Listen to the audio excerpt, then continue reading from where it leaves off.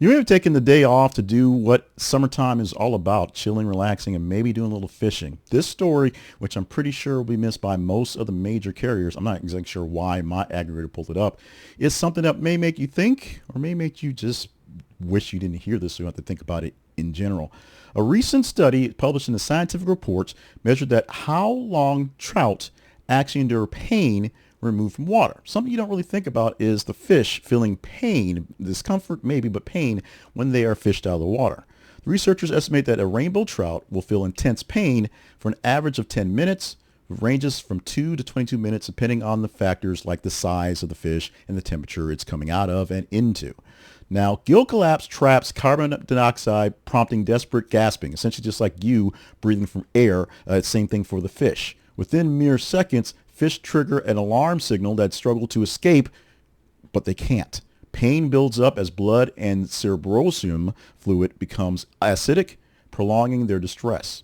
Putting their suffering into relative terms, researchers say that pain adds up to roughly 24 minutes per kilogram of fish. That's a grim figure when you multiply it by billions of fish harvested each year. This is not necessarily talking about people going to tournaments, pulling them out of the water, weighing them real quick and throwing them back in. This is essentially people who are fishing them for our consumption, which we've talked about in the past, more humane ways for dealing with other type of livestock. This as a way of thinking fish as a livestock. The study highlights the humane alternatives for these fishing things. Electrical stunning could save 60 to 120 minutes of suffering for every dollar spent, but only if properly applied. Essentially stunning them by basically knock them out before you're actually pulling them out of the water and they don't feel the pain.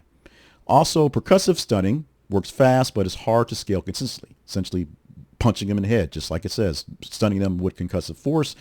Hard to do with many fish.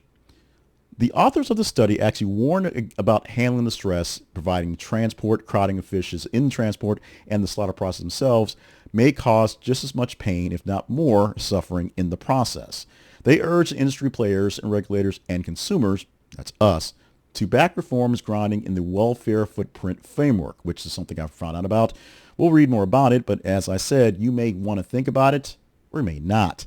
This is a tool, the welfare footprint framework, that quantifies suffering in minutes for the fish. Now, as I said at the beginning of this actual report, you may not care about the suffering of the fish, and that in itself is perfectly fine. This is a story that is way out of left field. We checked it a couple times to make sure that this was something that was not a prank thing, and many aggregators had it from many places. We went with as much detail as we could, and so we have it. Your fish tale to have you thinking all summer long as you're pulling those trout out of the water. Is this trout actually suffering when you put them into the cooler to keep them fresh on your way to actually eating them on the day or save them going forward? Or if you're a fisherman, do the fish actually suffer as much as you were told they do? This survey says the study says they do. The study says that they do, and the suffering is significant. How you deal with that as a fisherman, as a fisherman of larger fish, or just as a consumer of fish from somewhere is, frankly, up to you.